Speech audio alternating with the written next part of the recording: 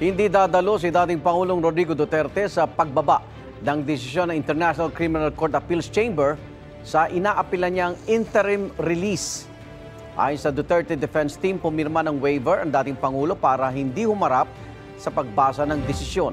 Ayon sa ICC Appeals Chamber, ilalabas nilang pasya mamayang alas 10:30 ng umaga, oras sa The Hague, Netherlands, o alas 5:30 ng hapon dito sa Pilipinas.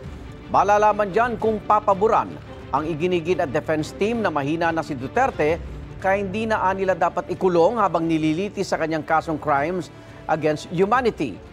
Sa panayam ng unang balita kanina, sinabi ni ICC Assistant to Counsel Attorney Cristina Conti na uusad pa rin ang kaso ni Duterte, payagan man o hindi ang interim release.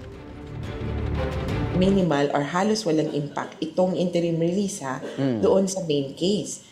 Malinaw dito na ang kanyang interim release ay hindi, kumbaga, bastang laya.